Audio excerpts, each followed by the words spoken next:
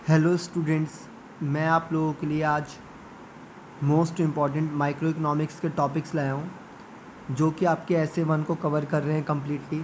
और इसके बाहर कुछ भी नहीं आने वाला है। अगर इसके बाहर कुछ भी आता है तो मैं आपको 5100 रुपीज़ का इनाम देने को तैयार हूँ। आप लोग क्या करेंगे, टॉपिक्स को अच्छे से समझेंगे। जैसे कि हमारा यूनिट 1 है इंट्रोडक्शन। तो इंट्रोडक्शन में जो मैंने फर्स्ट क्वेश्चन रखा है वो रखा है आपका सेंट्रल प्रॉब्लम। बेसिकली 3 तरह की सेंट्रल प्रॉब्लम है माइक्रो इकोनॉमिक्स के अंदर: what to produce, how to produce and for whom to produce. क्या उत्पादन करें, कैसे उत्पादन करें और किसके लिए उत्पादन करें। तो मेरा मानना है कि 3 to 4 मार्क्स में आप इसे प्रिपेयर करेंगे, 3 से 4 मार्क्स के लिए आप इसे तैयार करेंगे और ये क्वेश्चन आपका ज़रूर आएगा।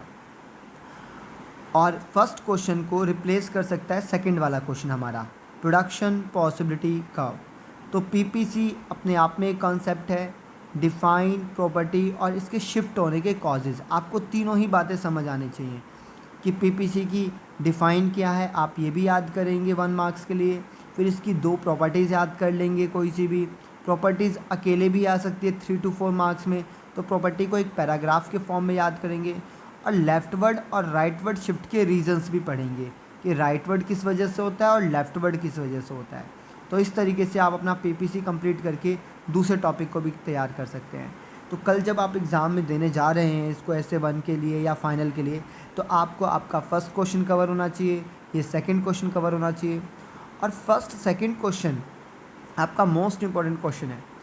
थर्ड डिफरेंस अगर इस चैप्टर में कंसिडर किया जाएगा तो आपका 3 मार्क्स के लिए आपको ये डिफरेंस भी तैयार करना होगा 3 to 4 मार्क्स के लिए, माइक्रो और मैक्रो में डिफरेंस। तो 3 से 4 नंबर के लिए आप ये भी तैयार कर सकते हैं। इवन 1 मार्क्स में भी व्हाट इज़ माइक्रो या एग्जाम्पल कोई माइक्रो का किसको स्टडी करते हैं माइक्रो में, तो इसलिए माइक्रो मैक्रो के डिफरेंस को पढ़ेंगे तो आप यहाँ सेफ हैं फिर। एंड अगर माइक्रो मैक्रो का डिफरेंस नहीं आता तो फिर पॉजिटिव और नॉर्मेटिव इकोनॉमिक्स के बीच के डिफरेंस को आप कवर कर लेंगे। तो ये 3 क्वेश्चन, देखो वैसे तो पॉसिबिलिटी है सबसे ज़्यादा कि आप फर्स्ट पढ़ें। अगर आपको लगता है कि नहीं मैं बहुत ज़्यादा नहीं पढ़ने वाला हूँ, एक चैप्टर से एक क्वेश्चन को ही करके जाना है मैंने, तो आप फर्स्ट क्वेश्चन करके जाएंगे सबसे पहले, what to, how to, whom to. अगर इसके बाद आपको टाइम मिलता है तो आप क्वेश्चन नंबर 3 भी कर लेंगे। ये थोड़ा सा छोटे टॉपिक्स हैं। अब बात आती है कॉन्सेप्ट बेस्ड। जैसा कि आपको पता है 1 मार्क्स क्वेश्चन हो गए हैं, कोई एग्जामिनर 10 क्वेश्चन दे रहा है, कोई 15, कोई 20। तो आप अपने कॉन्सेप्ट बेस भी नहीं छोड़ेंगे इसके अंदर, कितने भी कॉन्सेप्ट हो। आपको मैंने कितना पढ़ने को कहा है, आपको मैंने सिर्फ 4 टॉपिक्स पढ़ने को कहे हैं इसके अंदर, ऊपर 3 हो ही चुके हैं। चौथा चौथा है कि अपॉर्चुनिटी कॉस्ट क्या है। आप सब जानते हैं 1 मार्क्स की इसकी डिफाइन है, अगर एग्जाम्पल के साथ लेंगे तो अब जाके ये 3 मार्क्स का बनता है। तो बस आप एक बार रीड करेंगे इसको, कोई बहुत याद करने की ज़रूरत नहीं है। अपॉर्चुनिटी कॉस्ट से ही मिलता जुलता टॉपिक है मार्जिनल अपॉर्चुनिटी कॉस्ट। और एक नॉर्मल सा क्वेश्चन होता है types of economy, capitalist, socialist और मिक्स्ड इकोनॉमी। और चौथा क्वेश्चन है कॉजेज ऑफ सेंट्रल प्रॉब्लम, कि सेंट्रल प्रॉब्लम जो आपने फर्स्ट क्वेश्चन में पढ़ा था उसके रीजंस क्या हैं। तो ये कुछ बेसिक कॉन्सेप्ट्स हैं। अगर छोटे क्वेश्चन कुछ बनते हैं तो फोर्थ वाला एरिया हमारा कवर करेगा छोटे क्वेश्चनों में।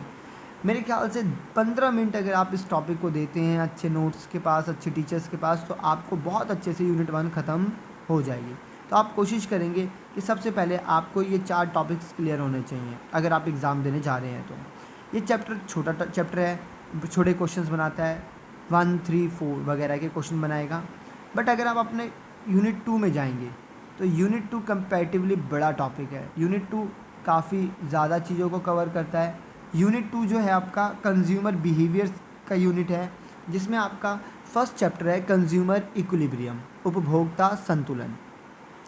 ध्यान से समझेंगे कि कंज्यूमर इक्विलिब्रियम एक चैप्टर का नाम है और उसी चैप्टर के नाम पर आपके पास एक 6 मार्क्स का क्वेश्चन बनता है। 6 मार्क का क्वेश्चन बनेगा ये आपके एग्ज़ाम में, और ये भी 101% है। इस चैप्टर से कुछ भी पढ़ के जाओ या ना जाओ, कंज्यूमर इक्विलिब्रियम ज़रूर पढ़ के जाओ आप।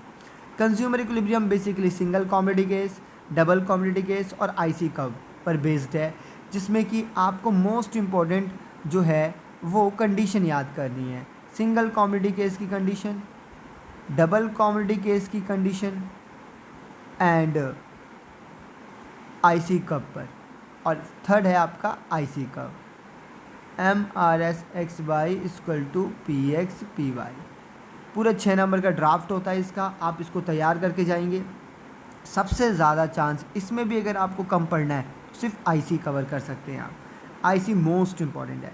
तो आपको मेरे ख्याल से एक एक पेज के ड्राफ्ट हैं इनके, अच्छे से टेक्निकल ड्राफ्ट देखेंगे आप तो single community case, double community case और IC।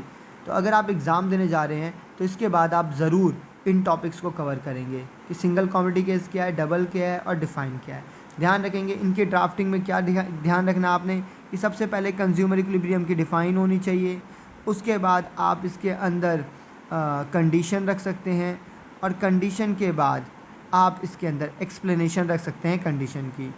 और कुछ टॉपिक्स में ग्राफ और टेबल्स भी हैं, तो आपको अगर बोला जाए क्वेश्चन में ग्राफ टेबल बनाने को तो वो भी यूज़ कर सकते हैं। तो इस चैप्टर में बड़ा क्वेश्चन जो है वो इनमें से बनेगा। फिर ये 3 मार्क्स का छोटा क्वेश्चन, 3 मार्क्स के छोटे क्वेश्चन के लिए आप सेकंड को पढ़ सकते हैं, रिलेशनशिप बिटवीन TU और MU। इसको आप इस चैप्टर में 3 मार्क्स के लिए देखेंगे और प्रॉपर्टी ऑफ IC को आप इस चैप्टर में 4 मार्क्स के लिए देखेंगे।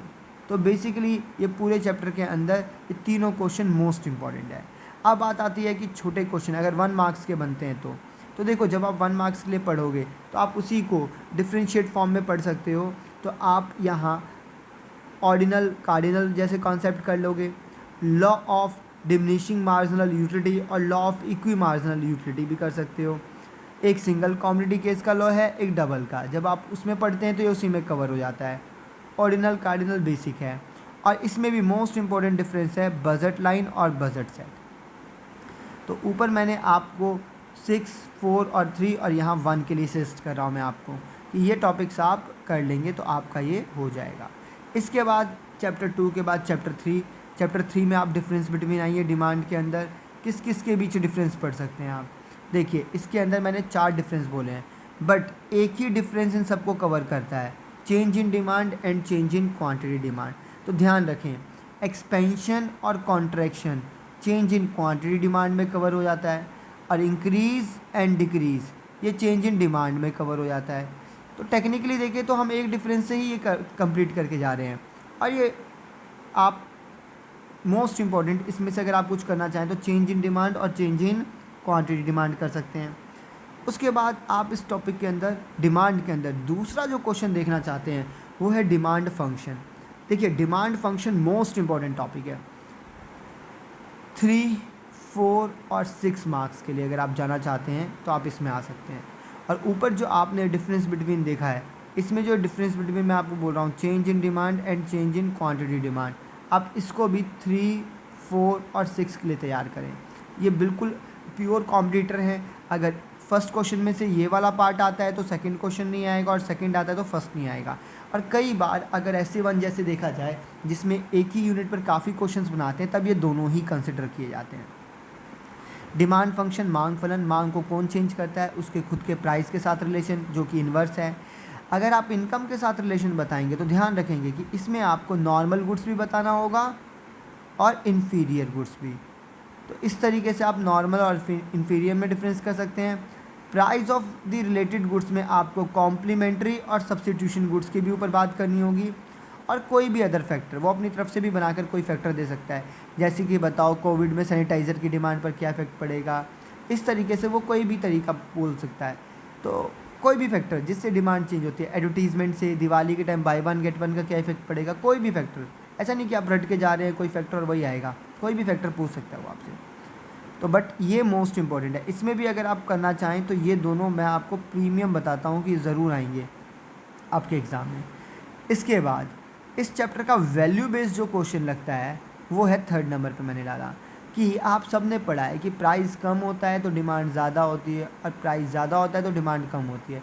ये क्वेश्चन उसका भी रीज़न मांगता है कि इन्वर्स रिलेशन के पीछे क्या रीज़न है। बेसिकली बहुत सारे रीज़न होते हैं, utility, income effect, substitution effects. तो आपसे कुछ भी पूछ सकता है। तो आप ये टॉपिक भी कवर करेंगे तो मेरे ख्याल से 3 या 4 के लिए कवर होगा ये टॉपिक भी। ये वैल्यू बेस्ड क्वेश्चन बनाएगा। अगर पेपर थोड़ा सा मुश्किल जाता है तो इस तरफ आएगा। अब बात करते हैं इलास्टिसिटी की। इलास्टिसिटी में न्यूमेरिकल 101% आएगा, वैल्यू रहेगी 3 और 4 मार्क्स की। और जैसा कि आप सब जानते हैं सबसे ज़्यादा चांस है परसेंटेज मेथड के आने के, तो आप लोग परसेंटेज मेथड की तैयारी करके जाएंगे। उसके बाद टाइप्स, इलास्टिसिटी के 5 टाइप्स हैं और 5 तरह के एग्जाम्पल याद कर लो कि हर टाइप्स में कौन एग्जाम्पल है। तो शेप और स्लोप भी पता कर लेना साथ में, तो आप यहाँ भी स्ट्रॉन्ग हो जाएंगे। और अगर ये चैप्टर 6 मार्क्स के लिए जाता है या फिर 1 मार्क्स के लिए आता है, तो फिर इसके अंदर आप लोग इस टॉपिक को कवर करते हैं, फैक्टर ऑफ एक्टिंग, कि कौन तय करता है कि डिमांड ज़्यादा इलास्टिक होगी या कम इलास्टिक। तो आप ध्यान से इलास्टिसिटी करके जाएंगे तो यहाँ से भी एक क्वेश्चन कवर कर लेंगे। तो यहाँ तक मैंने आपको कितने टॉपिक्स बोले हैं, अगर आप ध्यान से देखें तो मैंने आपको कितने क्वेश्चनों की तैयारी करने को कहा है। मैंने कहा है कि अगर आपको टाइम मिलता है थोड़ा सा, तो आप इसमें से 2 टॉपिक फर्स्ट और 3 कर लें। उसके बाद अगर आपको टाइम मिलता है तो इसमें आकर आप फर्स्ट के अंदर 1 और यहाँ ये 2, 3, 4 4 टॉपिक ये कर ले, तो 4 क्वेश्चन और प्लस 2 क्वेश्चन 6 क्वेश्चन। उसके बाद एक क्वेश्चन मैंने कहा यहाँ 7 क्वेश्चन, 8 क्वेश्चन, 9 क्वेश्चन और 10 क्वेश्चन और 11 क्वेश्चन अभी तक मैंने आपको कहे हैं।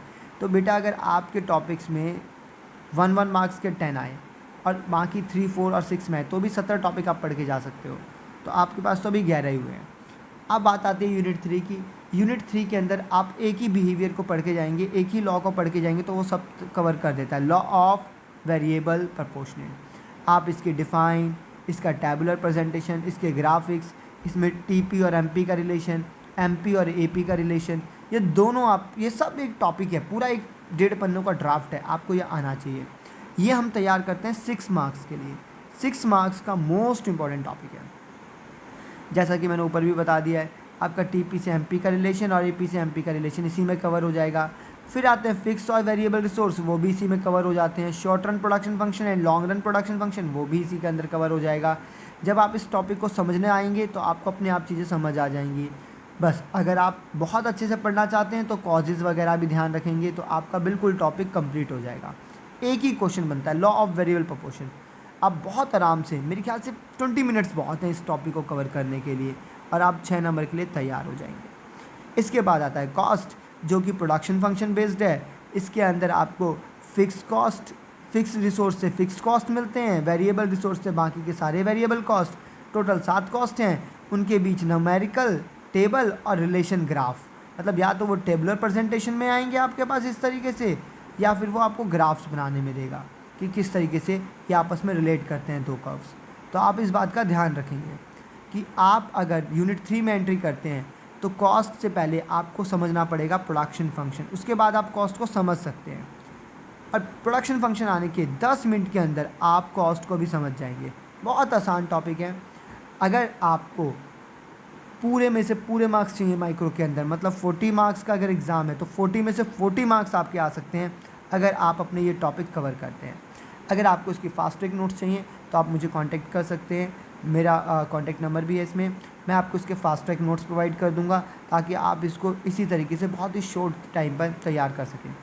चलिए, तो टाटा, बाय बाय और बेस्ट ऑफ लक सभी को आपके एग्ज़ाम के लिए।